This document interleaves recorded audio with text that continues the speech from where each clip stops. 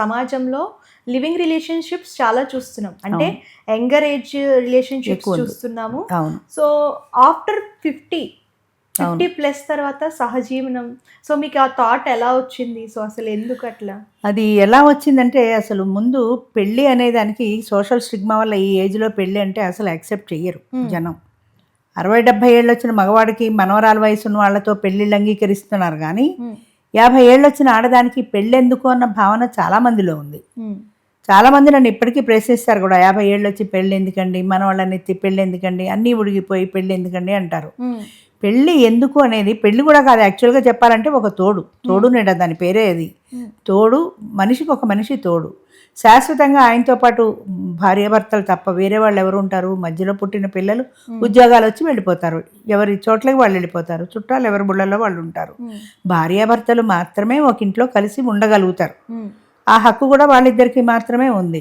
పిల్లల దగ్గరికి వెళ్ళడం ఇష్టం లేకపోతే వాళ్ళిద్దరు కలిసి ఉంటారు, ఓల్డేజ్ హోమ్కి వెళ్తారు, ఏదైనా వాళ్ళిద్దరే ఒకరికొకరు తోడుగా ఉంటారు. ఓకే, అది ఆ ఉద్దేశంతో పెట్టాము. అయితే పిల్లలు చాలామంది ఒప్పుకోరు కాబట్టి అంచేత ఈ లివింగ్ రిలేషన్లో ఎలాంటి చట్టపరమైన హక్కులు, ఆస్తి హక్కులు ఉండవు కాబట్టి పిల్లలు కొంతవరకు యాక్సెప్ట్ చేస్తారు. అంటే ఆస్తిలో నష్టం ఏం లేదు కదా మనకు, ఆమె వచ్చి ఆయనకి సేవ చేసుకుంటానంటే మందేం పోయింది, ఆయన ఎలాగో మన దగ్గర రావట్లేదు, ఆయన కూడా ఉండే బదులు ఏదో ఒక తోడు ఉంటుంది కదా ఆయనకి అని పిల్లలు యాక్సెప్ట్ చేస్తారనే ఉద్దేశంతో పెట్టాం.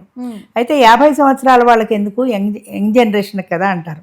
నా ఉద్దేశంలో 50 సంవత్సరాలు దాటిన వాళ్ళకే తోడు ఎక్కువ అవసరం. 25 ఏళ్ల వయసులో పెళ్ళిళ్ళల్లో లేదా పెళ్ళికి కాకుండా ఒంటరిగా ఉన్నా వాళ్ళకి చాలా కాలక్షేపాలు ఉంటాయి, ఉద్యోగాలు ఉంటాయి, సినిమాలు ఉంటాయి, షికార్లు ఉంటాయి, ఫ్రెండ్స్ ఉంటారు, బయటికి వెళ్తారు, పార్టీలు అంటారు, ఇన్ని రకాల యావగేషన్స్ ఉన్నాయి వాళ్ళకి. కానీ 60 ఏళ్ళు వచ్చిన తర్వాత సమాజం నుంచి మనుషులు కొంచెం కొంచెం దూరం అవుతూ ఉంటారు. అంటే ఈ ఏజ్లో వీళ్ళతో కలిసి మాట్లాడే వాళ్ళు ఉండరు.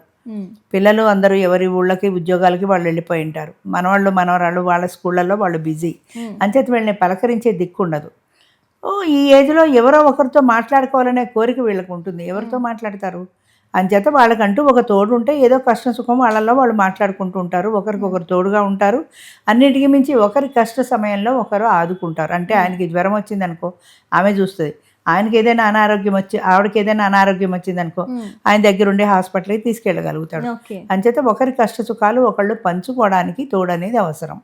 అయితే మ్యారేజ్ అనే దానికి పిల్లలు యాక్సెప్ట్ చెయ్యరు కాబట్టి చాలామంది లివింగ్ రిలేషన్ అనేది ప్రవేశపెట్టాం 50 ఏళ్ల వయసులో కూడా. ఎందుకంటే ఆ లివింగ్ రిలేషన్లో ఉండటం ద్వారా ఆస్తి హక్కులు ఏమి ఉండవు, కేవలం ఆయన తోడు కోసం ఆమె వస్తుంది. అట్లాగే ఆయన కూడా ఆయన లీగల్ ప్రాపర్టీ అలాంటిది ఇచ్చేది ఏమి ఉండదు. ఆయనకి ఇష్టమైతే ఏదైనా బహుమతిగా ఇవ్వడం తప్ప లీగల్ రైట్ ఆమెకి ఏమీ లేదు కాబట్టి ఫుడ్, షెల్టర్, మిగతా విషయాలు ఆయన చూసుకుంటాడు. ఇద్దరు కలిసి ఒకే ఇంట్లో భార్యాభర్తల మాదిరిగానే సహజీవనం చేస్తారు. దాన్ని మనం సహజీవనం అంటున్నాం. ఓకే.